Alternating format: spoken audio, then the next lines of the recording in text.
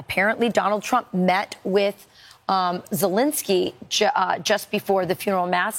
ሶስተኛ ዓመቱን ያስቆጠረው የሩሲያና ዩክሬን ጦርነት ብዙ ውስብስብ ጉዳዮችን ማስተናገዱ የሚታወቅ ነው። ከሁለተኛው የዓለም ጦርነት ወዲህ ከባዱ እንደሆነ የሚነገርለት ጦርነት አሁንም አልቆመም።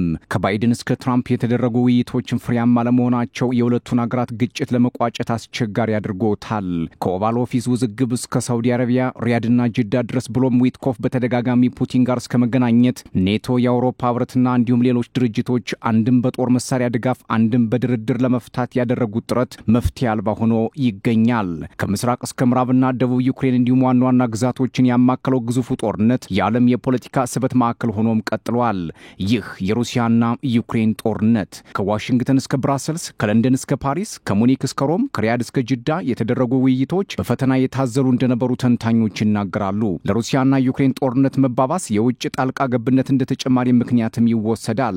የምዕራባውያን ጣልቃ ገብነት በዩክሬን የሰሜን ኮሪያና ኢራን በሩሲያ ወገን መሰለፍ ጦርነቱን ዓለም አቀፋዊ ገጽታ እንዲኖረው ለማድረግ ብዙ ርቀት ተጉዟል። ከዓለማችን ከባድ የጦርነት አጀንዳዎችም አንዱ ለመሆን በቅቷል። ይህ የሩሲያና ዩክሬን ጦርነት በተለይ የሰሜን ኮሪያ ወታደሮች በሩሲያ ኩርስክ ግዛት ገብተው ከሩሲያ ጎን በመሰለፍ ዩክሬንን ማጥቃታቸው ለምዕራባውያን እንደመደፈር ሆኖ ተሰምቷቸዋል። ለዛም ነው በሩሲያ ላይ ለቁጥር የሚታክት ማዕቀብ ያሽጎደጎዱባት። ለዩክሬንም ትጥቅና ስንቅ በመርዳት የሚችሉትን ቢያደርጉም የሩሲያን ጉልበት ማንበርከክ ግን አልሆነላቸውም። አልጀዚራ ዛሬ ላይ ይዞት በወጣው ዘገባ ሰሜን ኮሪያ ለመጀመሪያ ጊዜ ወደ ሩሲያ ኩርስክ ግዛት ወታደሮቿን ለውጊያ መላኳን ይፋ አድርጋለች። ባለፈው በፈረንጆቹ ነሐሴ 6 2024 ዩክሬን በሩሲያ ኩርስክ ግዛት ከባድ ጥቃት አድርሳ እንደነበር የሚታወቅ ሲሆን ሞስኮ መልሳ ማጥቃት በማድረግ ውጊያ ስታካሄድ እንደነበር የሚታወቅ ነው።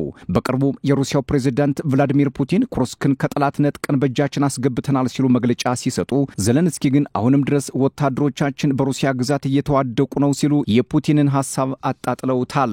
የኩርስክ በሩሲያ እጅ መግባት ወደፊት መግፋቷን አመላካች እንደሆነና ለዩክሬን እርዳታ የሚያደርጉ ኔቶና አጋሮቹ አንገታቸውን እንዲደፉም አድርጓቸዋል ሲሉ የፖለቲካ ተንታኞች ይናገራሉ።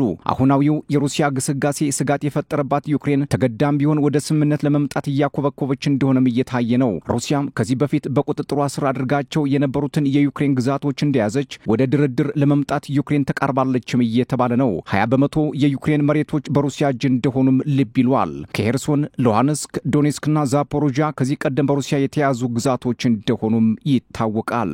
በሌላ በኩል ፍራንስ 24 ይዞት በወጣው መረጃ የአሜሪካው ፕሬዝዳንት ዶናልድ ትራምፕ ከዩክሬን አቻቸው ቮሎዲሚር ዘለንስኪ ጋር በሮማው ሊቀ ጳጳስ ፍራንሲስ የቀብር ስነ ስርዓት ላይ በሮም ቫቲካን ተገናኝተው ውይይት ማድረጋቸው ነው። ሁለቱ መሪዎች በቫቲካን ባደረጉት ንግግር ዩክሬን ክሬሚያን ለሩሲያ አሳልፋ ለመስጠት ፈቃደኛ እንደምትሆን አስባለሁ ሲሉ ከዘለንስኪ ጋር ቆይታ ካደረጉ በኋላ ትራምፕ መናገራቸው ተሰምቷል።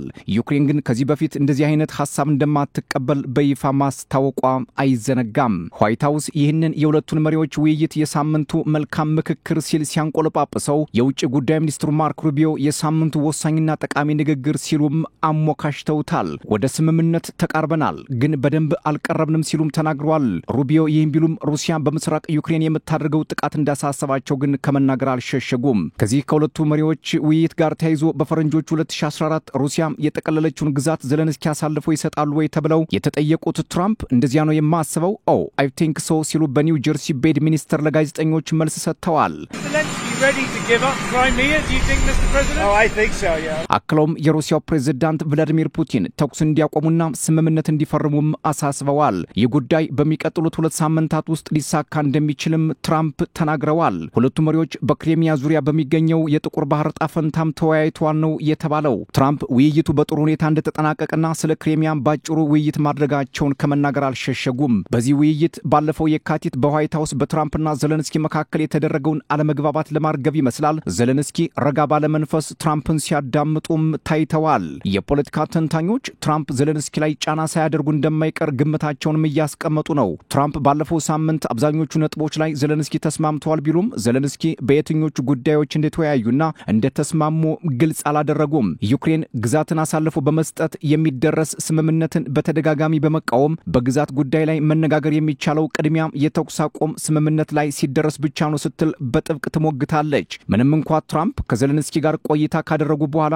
መግለጫ ቢሰጡም ከሞስኮና ኪየቭ ባለስልጣናት በትራምፕ አስተያየት ላይ እስካሁን ድረስ በይፋ ምላሽ አልተሰማም። ነገር ግን ዘለንስኪ የትራምፕን ሐሳብ የሚቀበሉት አይመስልም ሲሉ የሚናገሩም በርካቶች ናቸው። እንደ ማሳያም የጀርመን መከላከያ ሚኒስትር ቦሪስ ፒስቶሪየስ ኪየቭ ለተኩስ አቁም ስምምነት በሚል ግዛቷን የሚያካትት ስምምነት እንዳትደርስ አሳስበዋል። ሚኒስትሩ ኪየቭ በአሜሪካው ፕሬዝዳንት ዶናልድ ትራምፕ ፍላጎት መነዳት የለባትም፣ ራሷን ማስከበር አለባት ሲሉ መናገራቸው ሩሲያና ዩክሬን ወደ ስምምነት እንዳይመጡ እንቅፋት እንዳይሆንም ያሰጋል ተብሏል።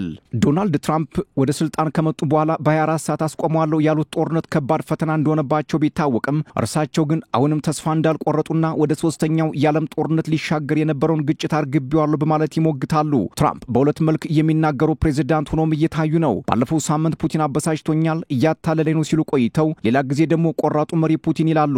በሌላ ጊዜ ደግሞ ዘለንስኪ ጦርነት ናፋቂ ነው ይሉና ተመልሰው ደግሞ ብልህ እያሉ በማሞካሸት ገሎ ማዳን ዘይቤ ይጠቀማሉ ሲሉ ይተቻሉ። የትራምፕ አካሄድ ያልተመቻቸው አንዳንድ የምዕራብ ሀገራት ፕሬዝዳንቱ ወደ ፑቲን እያደሉ ነው ሲሉ ኪየቭ ብቻዋን እንዳትቀር ስጋታቸውንም አስቀምጠዋል። በእርግጥ የአውሮፓ ህብረትና ኔቶ አስቀድሞም ቢሆን የትራምፕን ዳግም ምጻት አልተቀበሉትም ነበር። በመጨረሻም ዩክሬን ትናንት እሁድ በሩሲያ ግዛት ብሪያንስክ የሰው አልባ አውሮፕላን ጥቃት ማድረሷ ሁኔታውን ሳያወሳስበው እንደማይቀር ይገመታል። የሩሲያና ዩክሬን ጉዳይ በቀኝ ስለት ማንሳት በግራ በኩል ለስምምነት መቀመጥ እየሆነ ወደ ሰላም ስምምነትና ተኩስ አቁም የሚወስደውን መንገድ አባጣ ጎርባጣ እያደረገው ነው ሲሉ የሁለቱን ወገኖች ጉዳይ የሚከታተሉ ፖለቲከኞች በመናገር ላይ ናቸው። በሌላ በኩል የሩሲያው ፕሬዝዳንት ቭላዲሚር ፑቲን የ72 ሰዓት ተኩስ አቁም አውጀዋል። ፑቲን ተኩስ አቁም አዋጁን ይፋ ያደረጉት ሶቪየት ህብረት በናዚ ጀርመን ላይ ድል የተቀናጀችበትን 80ኛ ዓመት በማስመልከት ነው ተብሏል። በሁለተኛው ዓለም ጦርነት ናዚ ድል የተደረገበት 80ኛ ዓመት ግምት ውስጥ አስገብተው ለ72 ሰዓታት ተኩስ አቁም ይፋ ያደረጉት ፑቲን ለሰላም በር እየከፈቱ ነው የሚል አረዳድ እንዲኖርም አድርገዋል። ክሬምሊን እንዳሳወቀው ከፈረንጆቹ ግንቦት 8 እስከ 10 የሚቆይ ይሆናል ተኩስ አቁሙ። ከግንቦት 7 እኩለ ሌሊት ጀምሮ ገቢራው የሚደረግ ሲሆን ምንም አይነት ጥቃት በዩክሬን ኃይሎች ላይ አይሰነዘርም ተብሏል። ሰብአዊነትን ታሳቢ በማድረግ ሊያስቆሙት ያሰቡት ተኩስ አቁም መሆኑንም አርቲ ዘግቦታል። የዩክሬን ኃይሎች በተኩስ አቁሙ መገዛት እንዳለባቸው ሞስኮ ፍላጎቷ እየሆነ ነው። የኪየቭ ጦር ትንኮሳ ካደረገ ግን አጸፋዊ ምላሽ ክሬምሊን ለመስጠት ይገደዳል ይላል አዋጁ። ፕሬዝዳንት ፑቲን በ2023 ለገና በዓል እንዲሁም በአሁኑ የፋሲካ በዓል ለ30 ሰዓታት ተኩስ አቁም አዋጅ ይፋ ማድረጋቸው አይዘነጋም።